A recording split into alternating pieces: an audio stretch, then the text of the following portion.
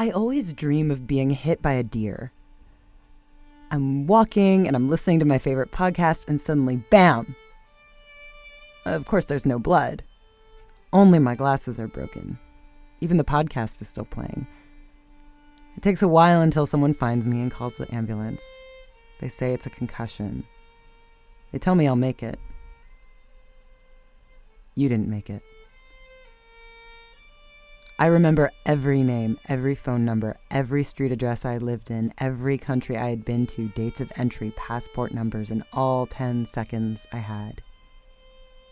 You didn't remember anything. I see the deer running to her kids, so fast and free. She doesn't see me lying on the sidewalk with no blood, looking at the sky, thinking why the clouds here are so fluffy. I wake up to the fluorescent lights and white sheets everywhere. There's no blood, no stain. Like the first snow, everything untouched. You didn't wake up. I'm broken into so many pieces. My body falls apart. The podcast playing. The hand of the creator should remain invisible. You weren't invisible. I ask for the nurse or water or maybe a new song, I don't remember. They ask if I have an emergency contact. You didn't have an emergency contact. I try to reach him. He's busy. It keeps ringing. I pretend I'm okay, that the deer was hurt, not me. I'm the one who hit her. He sighs.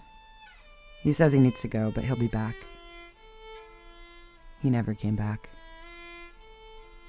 In my dream, there is no pain.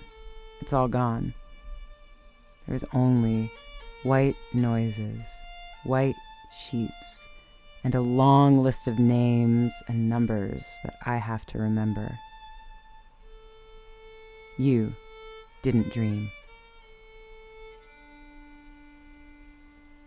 There's a long line outside.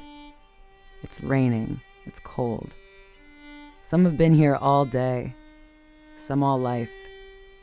Men in black suits, women in white shirts, all packed together to form a dark gray mass. I'm the last one in the line. Someone asks what time it is, and I say, it's 2:00 somewhere. Our feet are numb. Our tongue is numb. Our brain is numb. They don't need to know me the way I am. They see me in numbers and locations and things I didn't have control over. I didn't choose to be born there and not here, nor somewhere else. For them, I'm A380056F2, Order 13769, Section 301 of Title III. That's a lot to remember. William Faulkner says, between grief and nothing, I'll take the grief. There's a hole in my stomach. Small enough to poke your finger in it.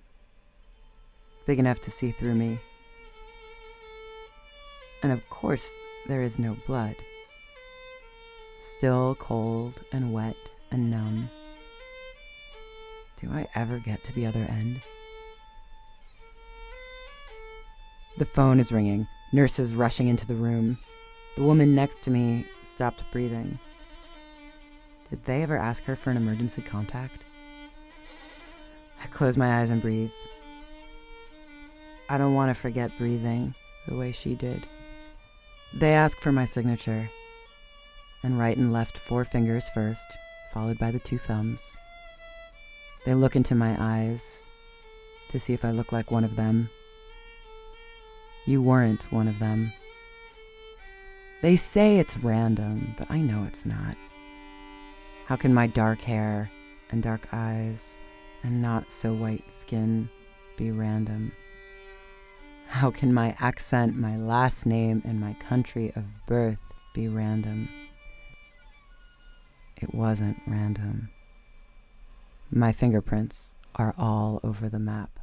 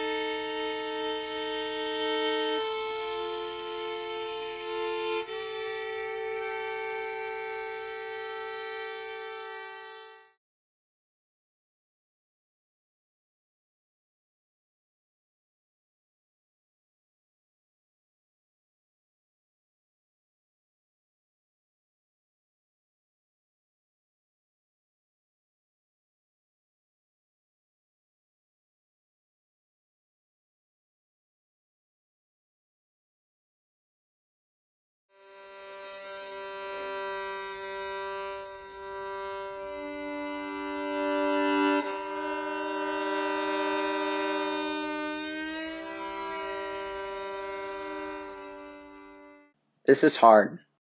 That's a tough one, for sure. Sometimes things are foggy. Sort of interesting how it never really goes the way you plan. I don't know who I would be without my loved ones. That's so tough. Just off the top of my head, that would be one thing that I wish I didn't have to witness. I'm nervous that one day I'll be alone without any friends or family. And I've always had trouble with that. I don't know why this is just like coming into my head right now, but really somewhat traumatizing at the time, but also it was just like, now that I've said it out loud, I really don't think I need to erase that from my memory.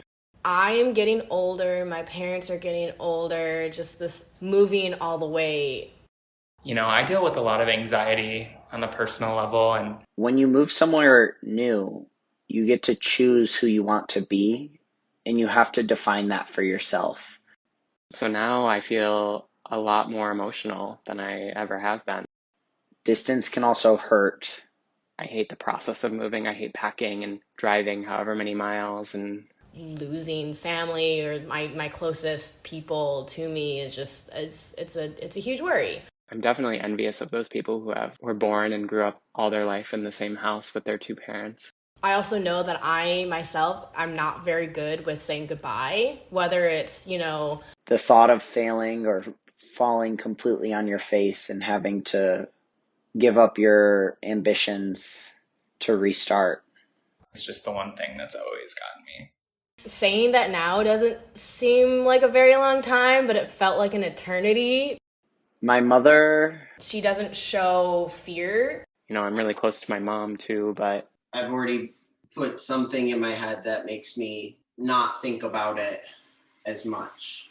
I think sometimes it's to protect my own insecurities. Maybe a safety net. I don't know. I don't know if I would call it a safety net. if you had asked me maybe a decade ago, I would have said nothing. distance gives you space to be you. I don't think I have one memory I want to delete. So just a few things, but it's kind of an infinite list. Because I want to be the most vulnerable and not think about it as much. I don't know, like vulnerability is okay, and being vulnerable is being strong. Sometimes you just need space. I don't like when my things have a place. I like when they have places. I also have been talking about moving. I think I was at a point in my life where I just needed some change. My father is an angel. FaceTimed him a few times. I was nervous about the reason why he was in the hospital. All these things that were just like very uncommon for him. And he's definitely going to go to heaven. I'm afraid of failing. I can do it. You have choices. But what makes me cry even more, Do everything in my power to find my way back. And I just thought it wasn't something I could ever, work on. I thought it was something that you were born with or you weren't. my father. I love to think that I got that from him. Distance gives you time to breathe. I love change. I really do. Getting lost in the shuffle. The thought of being alone. Because my community is there, my career is there, my friends are there. Or losing the sight of who you are or the reason why you went there. But yeah, and I will say I don't regret it. I'm so happy I came here. There are so many sights that I've seen that I could never have witnessed. The person I fear to lose the most is my mother. And I know that they're safe. And I know that they're going to be okay if I'm not with them. I said before, the obvious answer seems like your loved ones, my parents, my brother. And my brother. I would do anything for my loved ones. Being hurt in order to have the strength to do something so hard. I am very good at putting up my external wall. So we'll see. I mean, I hope I don't have to see soon, but Having to make it work. Falling flat on my face. So that I don't think I could do that anymore. And my dad. being 1,000 miles away from my parents or like two planets being light years away from each other. The fact of having physical distance and being so far away and not having access. Kind of questioning what is home for me. I feel like home is tied to the things that I'm closest to. The food. Definitely the food. Wherever my body is. It would be hard to be that far away from them. But those were the good old days. Knowing that those like strong connections will always be there, whether we're physically near each other or not. Everything is clear as it is. Things have happened the way they happened. Everything's going to be fine and everything's going to be okay. I kind of am blanking on how I answered this question 10 minutes ago. And he's definitely going to go to heaven.